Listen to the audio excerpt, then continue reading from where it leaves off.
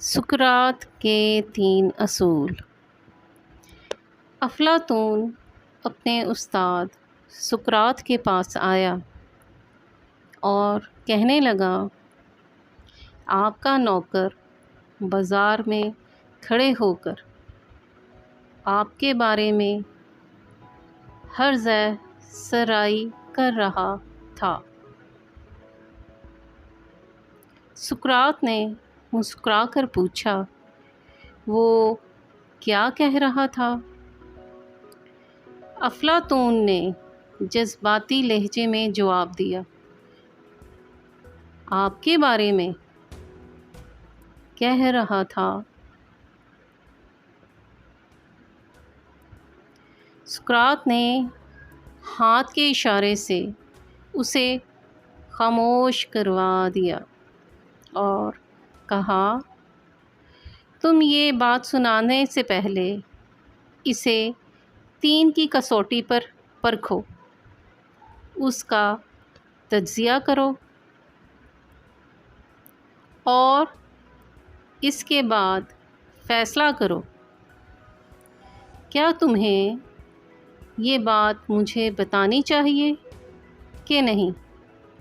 افلاطون نے عرض کیا، یا استاد، 3 کی کسوٹی کیا ہے؟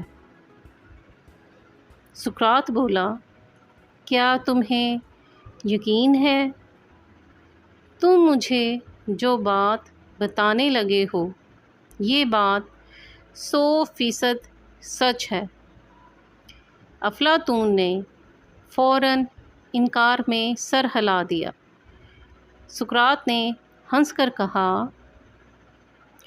پھر یہ بات بتانے کا تمہیں اور مجھے کیا فائدہ ہوگا؟ افلاطون خاموشی سے سقراط کے چہرے کی طرف دیکھنے لگا۔ سقراط نے کہا، یہ پہلی کسوٹی تھی، ہم اب دوسری کسوٹی کی طرف آتے ہیں۔ مجھے تم جو بات بتانے لگے ہو کیا یہ اچھی بات ہے؟ افلاطون نے انکار میں سر ہلا کر جواب دیا، جی نہیں، یہ بری بات ہے۔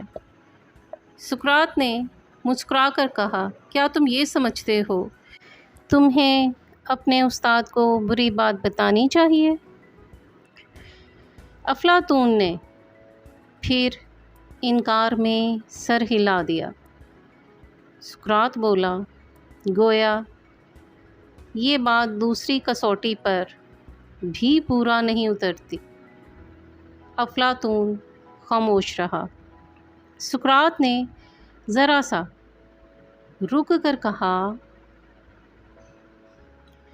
اور آخری کسوٹی، یہ بتاؤ، وہ بات جو تم مجھے بتانے لگے ہو کیا یہ میرے لیے فائدہ مند ہے؟ افلاطون نے انکار میں سر ہلایا اور عرض کیا، یا استاد، یہ بات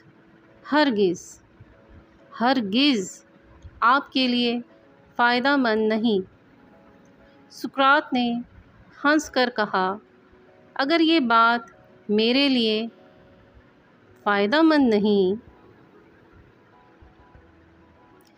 تو پھر اس کے بتانے کی کیا ضرورت ہے؟ افلاطون پریشان ہو کر دائیں بائیں دیکھنے لگا۔